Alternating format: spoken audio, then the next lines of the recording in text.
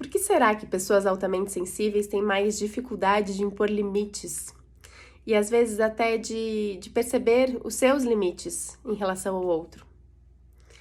Geralmente o que a gente escuta no consultório, e em grupos, em projetos que a gente faz, né, com relação a pessoas altamente sensíveis, é justamente essa queixa de entender a medida, de não se misturar, né, com as outras pessoas e com os outros ambientes. E é interessante porque isso combina com algumas teorias que a gente tem de referência, que às vezes começaram a falar disso até bem antes, lá nos anos 80, como Hartman, que fala sobre esse questionário de fronteira, né, pessoal, ou Kelleman, que fala sobre pessoas underbounded, que são pessoas que têm mais dificuldade de impor limites e sentem demais tudo. E aí a gente vai combinando isso tudo com a questão de introversão e extroversão e todas as pesquisas que a gente tem atualmente sobre pessoas altamente sensíveis, da Elaine Aron, ou até outras informações aí sobre o que a gente tem de integração sensorial atualmente também, para a gente perceber que o perfil sensorial realmente interfere na nossa personalidade. O jeito como as pessoas absorvem as coisas que acontecem e como elas percebem o mundo vai alterar drasticamente a maneira como elas respondem e naturalmente vai moldar a personalidade delas. E com isso, a gente tem alguns desafios, né, para lidar e ajudar essas pessoas a aprenderem a estar no mundo de uma maneira menos ameaçadora. Porque para alguém que sente demais tudo, né, e capta muito tudo, esse corpo naturalmente vai ficar mais estressado, certo? E nesse contexto, né, se relacionar pode ser algo que se torna ameaçador. Então, como se relacionar, Daphne, né? Tendo uma dificuldade de fronteira, onde eu me misturo demais no outro, entendendo demais as necessidades dele, compreendendo toda a história de vida e justificando um monte de coisa, né?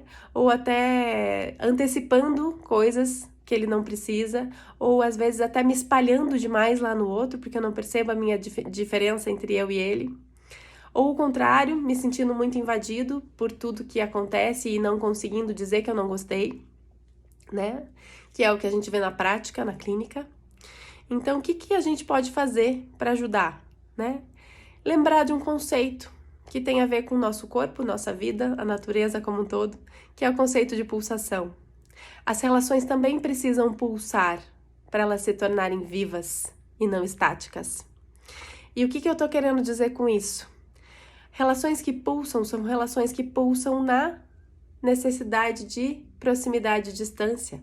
São relações que pulsam na necessidade de entender quem eu sou e voltar, né? Porque se eu conseguir ter vida interior, eu consigo estar com o outro e entender que agora eu preciso dar um passo para trás, entender quem eu sou, dar uma respirada, acalmar o meu sistema nervoso para que eu possa voltar lá e entender que tá tudo bem. E isso não precisa ser só no espaço físico, isso pode ser emocionalmente. Que é quando de repente cada um se entretém com uma coisa e depois eles voltam a estar em contato, né? Enquanto um vai ler um livro, o outro vai ouvir uma música. Enquanto um vai assistir uma série, o outro vai resolver algo, né, no computador, enfim. E aí nisso eu não preciso estar o tempo inteiro correspondendo, o tempo inteiro em contato. Então é interessante porque a gente vai ouvindo, né, tanto de pessoas superdotadas quanto de pessoas que são muito sensíveis, né, essa angústia. Como é que eu faço para me relacionar sem que isso se torne algo tão amedrontador, né? E a resposta está aí. Entender essa pulsação. Entender que eu não preciso estar o tempo inteiro lá. Que se relacionar tem a ver com essa dança. Um pouco aqui, um pouco lá, né? Um pouco disponível, um pouco indisponível. Para que eu possa criar esse lugar seguro para mim, que eu possa voltar quando eu me sinto assustado e isso não se torne uma questão da relação. Porque aí, quando a gente tem dificuldade de fronteira, a gente acaba misturando um pouco as coisas e às vezes achando que o problema está na relação, quanto na verdade tem a ver com uma questão de necessidades pessoais que precisam ser atendidas para que isso não se torne uma sombra da relação, né? Então, a resposta está, né, justamente nessa dança que possibilita a segurança biológica. para que eu fique mais inteiro, mais disponível, no sentido de entender, inclusive, a minha disponibilidade. Porque é só nessa pausa que eu entendo se eu estou disponível para corresponder naquele momento, né? E quanto mais isso se torna natural, menos ameaçador fica para a relação, até que as pessoas conseguem entender que esse é um padrão mais saudável. Né? Porque à medida que eu vou e volto, e isso é natural, e o outro fica bem, e ninguém morre por isso, né? O outro também pode ir e voltar em mim.